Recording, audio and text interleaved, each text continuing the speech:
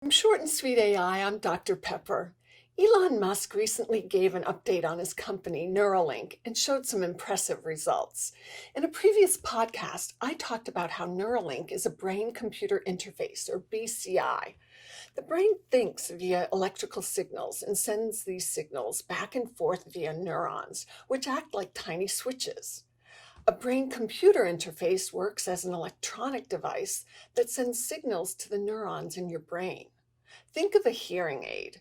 It works by sending sound signals to parts of the brain involved with hearing and fits on the outside of your brain in your ear.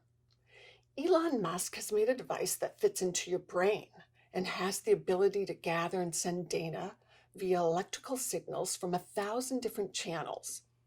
For comparison, the currently medically approved brain-machine devices have only 100 channels which gather electrical signals. Musk said, in a lot of ways, it's kind of like a Fitbit in your skull with tiny wires. The Neuralink device is a computer chip the size of a coin. It fits into the skull through a drill hole that is then sealed with super glue. Total truth. The link connects the brain via tiny wires the thickness of a human hair.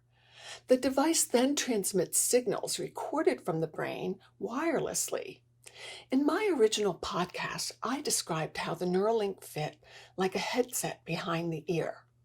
This demonstration showed it can now be implanted in the head. Essentially, no one will know it's there. The chip battery lasts 12 hours and can be recharged wirelessly. One of the most important things to understand is each of the 1,000 channels is read and write. This means that each channel can pick up signals from neurons as well as send signals to other neurons nearby.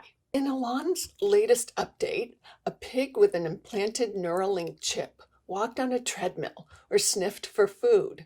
Meanwhile, a screen displayed the neurons firing inside its brain, matching the pig's movement.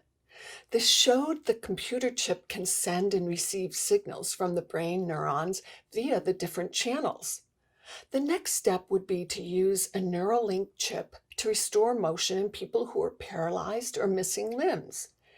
In recognition for these breakthroughs, the FDA appropriately bestowed on Neuralink its Breakthrough Device designation. The idea is to use Neuralink initially for medical diseases that erode the brain's abilities. The link could maintain or improve someone's cognition, as in Alzheimer's, or improve walking in someone with Parkinson's disease.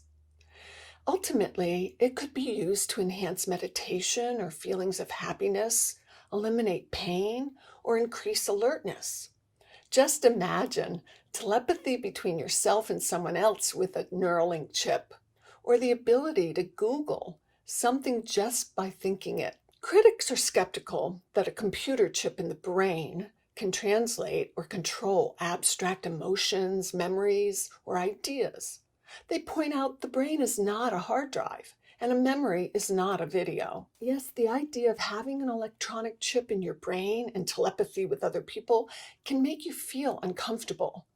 But remember, all these advancing technologies, just as in the past, are about using them to work for us. People were frightened by the cotton gin, by cars, and certainly by airplanes. Many great minds think in the future we will connect our minds to computers and will have all human knowledge available to us in an instant. The futurist Ray Kurzweil says that will happen by 2035. Neuralink makes this prediction one step closer to reality. If you like these flash talks, please leave me a review and subscribe. From Short and Sweet AI, I'm Dr. Pepper.